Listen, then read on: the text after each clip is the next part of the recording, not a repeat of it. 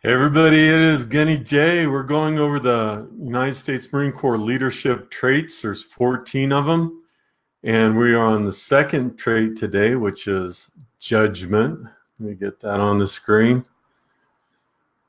All right, judgment, United States Marine Corps leadership trait. Let's see what that has. There you go, judgment. Here's a brief definition. Judgment is your ability to think about things clearly, calmly, and in an orderly fashion so that you can make good decisions. Now, it isn't one of the sexier of the 14 leadership traits.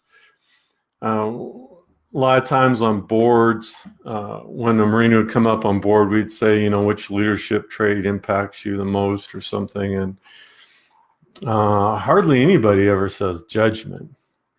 But judgment is so key. Yesterday we talked about justice. And today on judgment, it's coming to the right decisions. Hey, Joe.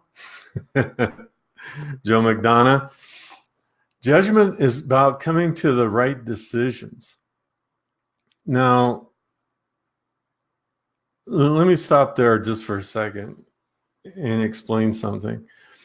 One of the key things that the Marine Corps is really good at is the ability to make a decision, the ability to exercise judgment. A lot of times what I see, even in the civilian world, man, people are afraid to make a decision. And when they're afraid to make a decision, that tells me that as a leader, they're doubting their judgment. They're doubting their clear thinking.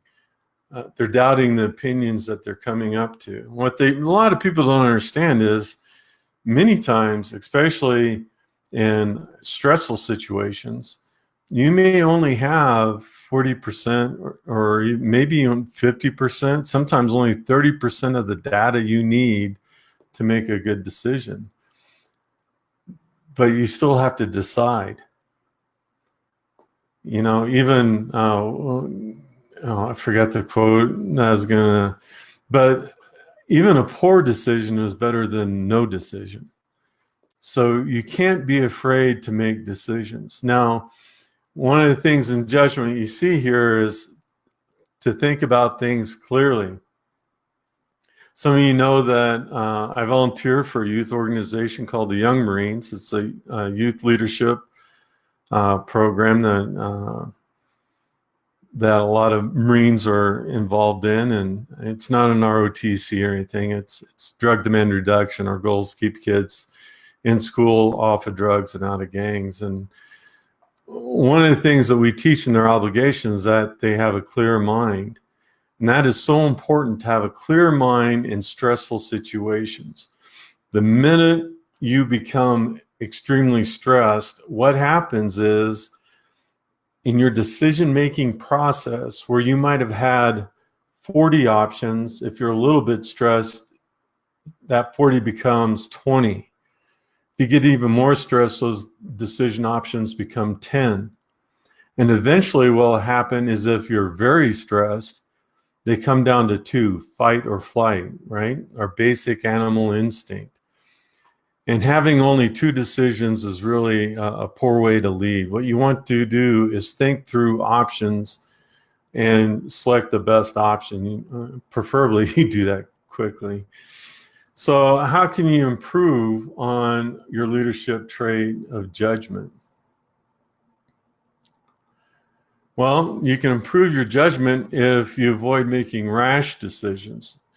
Well, what's the rash decisions? Usually rash decisions come out of emotion, right? And you're going to think, God, this guy keeps on talking about how bad emotion is. Emotion is a good feedback mechanism. It's good to have emotions. It's good to get that feedback, but it is, or it should not be, your standard of truth, right? We talk about the Gunny's gut. Even in the Gunny's gut, your gut feeling. You use those emotions for feedback, but you don't use those emotions to totally base your decision off of. So a rash decision would be making a purely emotional decision, good or bad. You just can't do that. There has to be some intelligence behind it. There has to be some logic behind it, some self-awareness behind it when you make these decisions. Make sure you investigate both sides, justice. Make sure you investigate both sides and make the best decision that you can in order to lead your people, right? Approach problems with a common sense attitude. Man, I tell you, common sense will carry you a long, long ways.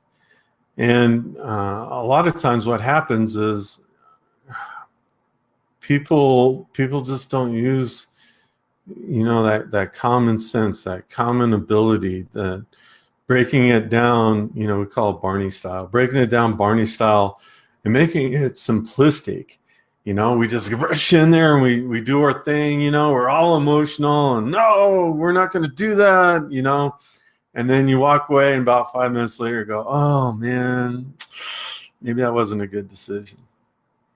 I remember my decision, my judgment was that I wanted to go skiing. And a couple of times, I just had that thought, the Gunny's gut, of checking the bindings on my skis.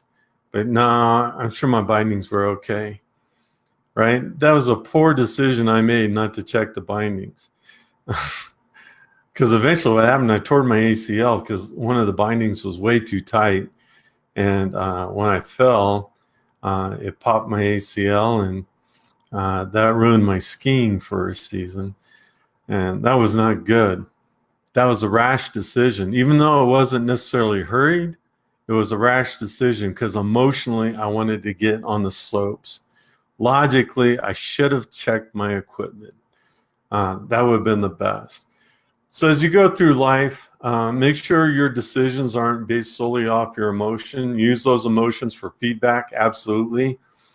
But don't use your emotions as a standard of truth. Make sure you go back there and logically think it through.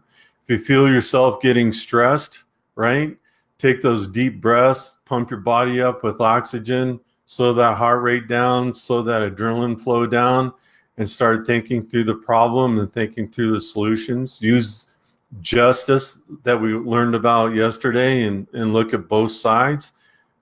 Just don't rubber stamp stuff, kind of see things from one side and the other side. And once you've concluded all that, then yeah, go ahead and use your best judgment. And as you get good at it, as you get good at making decisions, you'll find that process takes very little time. And as a leader, you have to be decisive and exercise good judgment. So that's what I got for you today. Thank you for joining me. And we will see you tomorrow on the next leadership trait. This is Gunny J, and I am out.